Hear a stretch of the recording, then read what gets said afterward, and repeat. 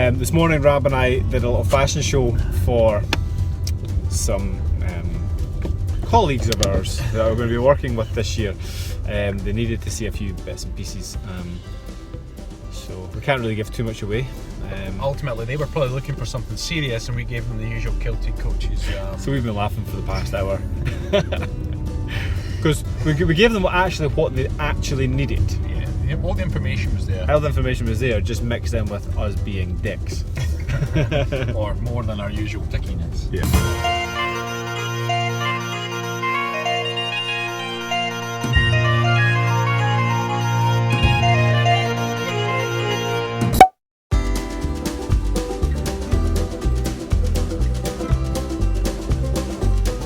So we're off to film today. We've got a couple.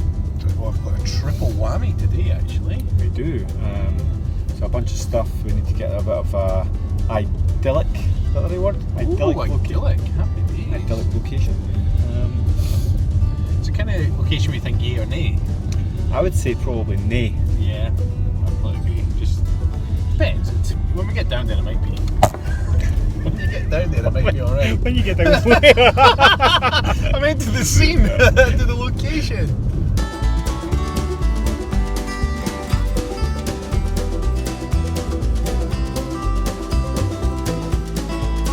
Just driving to location, and normally we'll kind of get the camera out, we'll chat away, but actually it's been quite a nice wee drive. When we're going to sort of new places, you just sit and enjoy the ride, right? Have a bit of a chit chat. And we did a video a while back about appreciation. Appreciate everything, because sometimes you just take things for granted, especially when you're seeing it every day. I think we've done that today, mate. Look at the sights. We've got some of them on camera if we can. Yeah, we'll get a few more on camera, because it's like a nice little route that we do. Sorry, we don't do this one all the time, but it's worth showing you.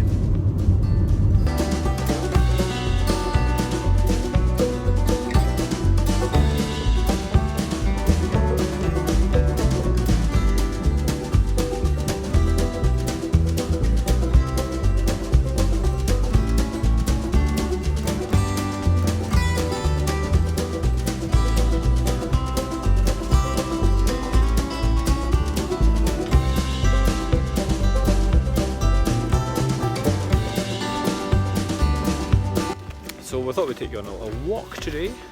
After a nice little drive, we're now back into our normal haunt. Into the woods we go. It's funny, if anybody's seen us come into the woods, they're like, those guys are always going to the woods and they're always wearing skirts. And then we'd have to dig a hole and bury them for their bad language. We would. That's actually our panic, because the dogs are always running about. We've always joked that one day they're going to come back with like a bone in their mouth. It's going to be like human bone. Yeah. And the thing is, we'll be like, oh my god. And even if we filmed it, people would say it's a hoax. Yeah, we'd have to explain it. Like, they will set that up to get views. We're like, nah. Okay, so today we're going to talk about the way the mind works, and I'm guessing what we do for a living. We're constantly analysing what information you're taking in, and how you're living your life, and your thought processes around that. There's always information going on. They say it's something like 80,000 different bits or nuggets of information flying at you at any given moment, and your brain has to dismiss the majority of it or you would go crazy. It's simple things like all these little sounds you're not picking up on. We're walking past these trees, your brain's picking up the exact location of those trees, an angle, whether it's a danger to you, the smells, the sounds, the light, Stephen's proximity to me because we're moving on even ground. Christ, I'm bamboozling myself just saying it out loud. Yeah. All of those things, it's like all these individual vectors flying, and your brain has to dismiss the things that it doesn't deem important and then let you know about the things that it feels that are important. Like right now I was stepping over mud, bit squidgy underfoot. It thought, no, I'll let Rab know about that because he might slip. That's important. Yeah. But it doesn't give a toss now that I'm on harder ground. I didn't even think about it till I thought about it, till I said it out loud. So this is really simply the subconscious mind versus the conscious mind, and it's the subconscious that does all that processing, does so many different things, and it has this sort of working software that it can filter through. Now, depending on you and your conscious thought, your goals in life, how you're tuning your brain in, ultimately, will dictate how your subconscious filters the information, because everything's there for you. Actually, a really good example of this is when the Scottish independence referendum was on. Now, we're not going to talk politics here, but I'll give you a bit of a gist. We had people speaking to us about the no camp, and they had all this information about, well, I read this and I read that and da-da-da-da-da, and they would go on and on about it. And then you had people from the yes camp who said, well, I read this article and I heard this from the news and I heard that. And it's only because the no's were tuned into all the no arguments and the yesers were tuned into the yes arguments, and they put blinkers on to everything else.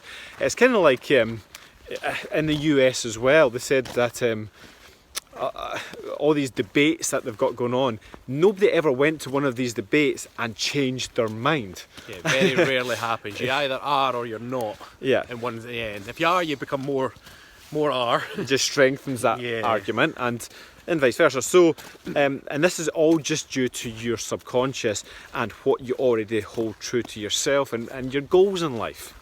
So now, if you're wanting to tune in to your weight loss goal, it's all about filtering out all the things that don't really matter or are a hindrance to that goal, and focusing and thinking about the things that are important towards your goal. Your food choices, your exercise, your daily regime. Thinking about those sort of things and sorting them out. All these other silly little bits and pieces of information, like what shoes am I going to wear to work tomorrow, is not really that important for your weight loss goal, if that is what you're going to focus on. So you've got to tune in to the right bits of information. When it comes to your daily choices, you might be watching this right now thinking, well, this is not right, because I really do want to lose weight, yet I'm still looking at the bad food choices, and I'm still not going to the gym. What's going on? And it takes a little bit of time to really train your subconscious into making these right decisions.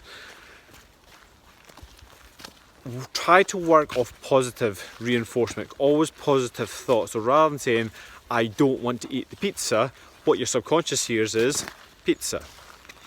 I don't want to be lazy, your subconscious hears lazy. Let's be lazy. So start tuning into the positive aspects of what you are trying to, and what you are ultimately achieving in life, your end goal. And also helps, and we've done mindsets before in this as well, imagine not your end goal, but your future self, when you've already achieved the thing that you're working towards right now. You have to picture this vividly in your mind, as if it has already happened and is happening right now.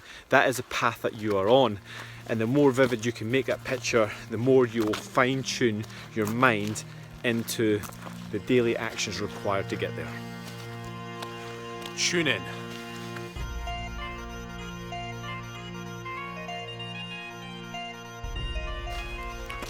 Do you remember the Ace Ventura, when nature calls, when they're the projector, and he's like,